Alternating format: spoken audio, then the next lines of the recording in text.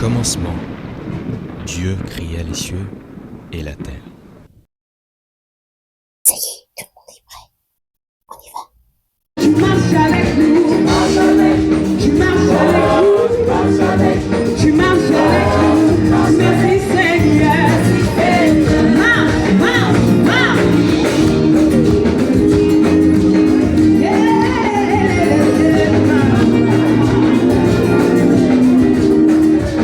Bien-aimé, le Seigneur marche avec toi. Donc si tu veux marcher avec lui, allez, marche, marche, marche.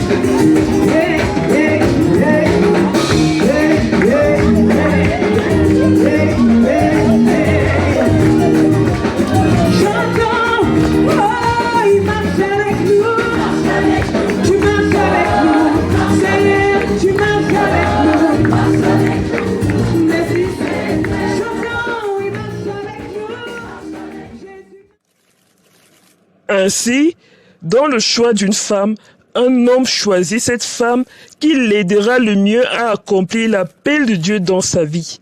Normalement, un homme doit demander et recevoir du Seigneur l'unique but, l'unique chose que Dieu veut qu'il fasse de sa vie. Ayant reçu cela, il devrait consulter le Seigneur pour savoir s'il peut accomplir cette tâche seul. Si le Seigneur lui montre qu'il est destiné à accomplir cette tâche seul, alors il ne devrait pas chercher à se marier parce qu'une femme n'a pas de place dans l'accomplissement de l'appel de Dieu dans sa vie. Une femme n'a pas de place dans sa vie. Si d'autre part, le Seigneur lui montre qu'il a besoin du partenariat d'une femme dans l'accomplissement de la volonté de Dieu pour lui, il devrait alors demander et recevoir du Seigneur la femme qui l'aidera le mieux à accomplir l'appel que Dieu lui a donné dans sa vie. Gloire à Dieu. Nous allons appeler notre équipe de louanges pour nous conduire dans la louange. Vanda? Où est Madison? Je crois qu'elle est restée en bas. Dis-lui de monter rapidement. Gloire à Dieu. Nous allons louer le Seigneur. Dans le psaume 22, à partir du verset 3, il est écrit « Pourtant, tu es le Saint, tu sièges au milieu des louanges d'Israël. » Le Seigneur siège au milieu de la louange de son peuple. Quand le nom du Seigneur est exalté, alors il déverse ses dons sur le peuple. Nous allons exalter notre Seigneur. Jésus est le modèle pour notre jeunesse, modèle de sainteté, de consécration, modèle d'obéissance et de pureté, modèle en toutes choses, Jésus le modèle. Gloire à Dieu. Nous célébrons notre Seigneur. Nous bénissons son nom parce qu'il est digne de louange. Il est le roi des rois, le Seigneur des seigneurs, et que tout ce qui respire loue le Seigneur. Amen. Nous allons continuer. Nous allons appeler notre enseignant de ce soir. Je t'invite véritablement à décharger ton cœur, à être disponible pour écouter le message que le Seigneur a pour toi ce soir. Je t'invite véritablement à recevoir la parole de Dieu avec humilité et douceur. Je t'invite à être attentif au doux murmure du Seigneur. Dispose ton cœur. Et je crois que le Seigneur va te bénir pendant que tu seras en train d'écouter, qu'il ouvre ton entendement afin que tu te saisisses de la vérité de Dieu en ce qui concerne le mariage. Sois béni pendant que tu écoutes. Gloire à Dieu. Soyez bénis abondamment. Je vous aime de l'amour du Seigneur.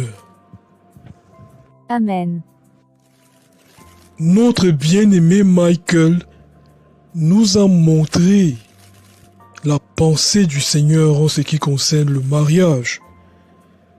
Et nous insistons sur le fait que le but original de Dieu était que le mariage contribue à résoudre son problème. C'était pour Dieu. Son origine fut en Dieu. Il avait Dieu comme but. Malheureusement, l'homme a renversé Dieu du centre de sa vie et il a renversé Dieu du centre du mariage. L'homme s'est intronisé lui-même au centre de sa vie et s'est intronisé au centre du mariage. Il parle bien, ton pasteur. Avec ce renversement de Dieu et cette intronisation de l'homme, les mariages ne peuvent plus accomplir le but que Dieu leur avait donné et ils sont en train de tomber en ruine. Un bon mariage et un bon célibat, c'est celui dans lequel Jésus-Christ gagne, c'est-à-dire celui dans lequel les intérêts de Jésus-Christ sont mis en avant. Qu'est-ce que Jésus a gagné de ton célibat? Qu'est-ce que Jésus va gagner de ton mariage? Qu'est-ce que tu as fait pour Dieu pendant ton célibat? Et qu'est-ce que tu feras pour Dieu pendant ton mariage? Qu'est-ce que Jésus gagne de ton célibat? Qu'est-ce que Jésus gagnera dans ton mariage? 80% du succès d'un mariage est déterminé par le choix du conjoint. Beaucoup de destinées sont enterrées au carrefour du mariage. Eh oui, c'est vrai. Maintenant, nous allons parler du choix. Comment faire un bon choix? À chaque moment, à chaque étape, à chaque instant, tu es confronté à un choix. Tu as le choix de faire ou de ne pas faire. Tu es le produit de tes choix. C'est pas l'environnement ou les parents.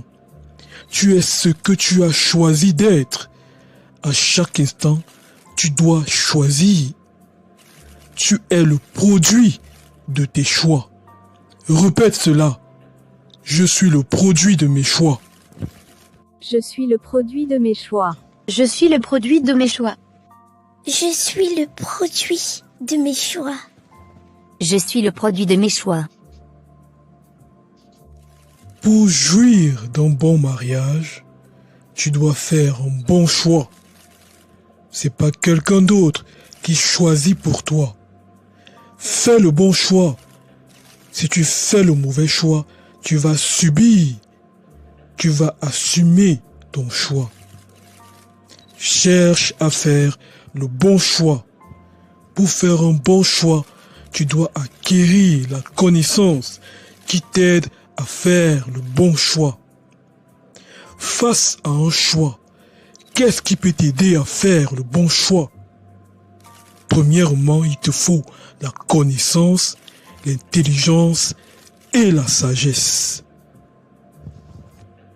Si tu n'as pas de connaissance, ton choix est hasardeux. Pour choisir, tu as besoin de connaissances. Tu as besoin de connaissances pour faire un choix intelligent et intentionnel. Tu dois chercher la connaissance en fonction du choix que tu veux faire. C'est toi qui sais où tu vas et ce que tu veux. C'est-à-dire que tu connais clairement l'appel de Dieu dans ta vie, ce que le Seigneur attend de toi. Alors, tu choisis en conséquence. Le choix est lié à ce que tu veux, à l'objectif que tu veux atteindre. La connaissance parle de recherche. et la recherche parle de source. La précaution que tu dois prendre dans la connaissance, c'est vérifier la source. Tu dois te poser la bonne question. Est-ce que je suis à la bonne source en vue de bonnes décisions? Tu dois être à la bonne source pour une bonne connaissance. Premièrement, qu'est-ce que tu cherches? Deuxièmement, est-ce que tu es à la bonne source? Quand tu auras la connaissance à la bonne source, cela te permettra de construire un choix basé sur la vérité. Aller à la bonne source par rapport au mariage. Si tu veux baser ton choix sur autre chose que la vérité, fais attention. Jésus dit, vous connaîtrez la vérité et la vérité vous affranchira. C'est la vérité qui restera, qui va résister. Tu fais le bon choix, tu jouis. Tu fais le mauvais choix, tu assumes. Celui qui ne fait pas le bon choix devient prisonnier de son choix. Faire un choix basé sur la vérité. C'est dangereux, à ce point? Amadeo, c'est vraiment dangereux. Peut-être un jour, j'aurai l'occasion de te parler de ma vie. D'accord. Le célibat n'est pas un mariage par défaut. Le célibat n'est pas un temps de passivité, c'est une école où tu dois apprendre, où tu dois être bâti. Tu dois bâtir la vaillance dans le caractère. C'est quoi la vaillance dans le caractère? C'est savoir dire non, savoir se tenir. Combien de frères ici peuvent dire que depuis que j'ai donné ma vie au Seigneur, je n'ai pas écrit un message bizarre à une sœur, à une heure indécente? Combien de frères peuvent dire ça, que depuis que j'ai donné ma vie au Seigneur Jésus, je n'ai pas donné une parole déplacée à une sœur? C'est ça, bâtir la vaillance dans le caractère, l'intégrité dans le caractère.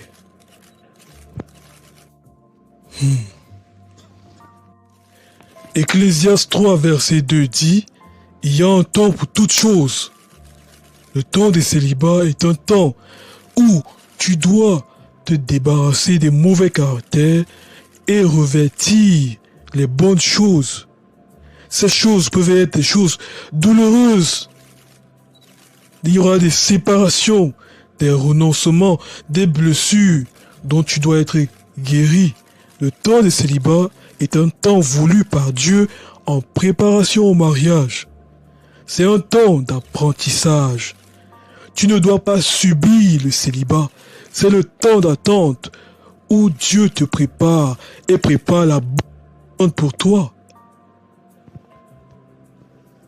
Le temps de célibat est une école. Et à l'école de Dieu, il faut s'armer de patience. Ne pas essayer d'aider Dieu au risque de prendre la mauvaise décision. Il y a les gens qui veulent aider Dieu en forçant les choses, en faisant des magouilles, en séduisant à gauche, à droite. Parce qu'ils disent, j'ai déjà trop entendu. Là, j'ai en train d'avancer. Considérez le célibat comme une école.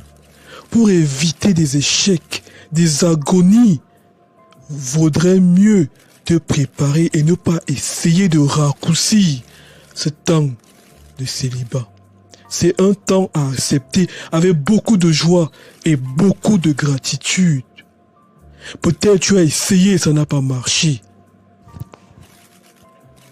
Et tu es sorti avec beaucoup de blessures. Rends plutôt grâce à Dieu.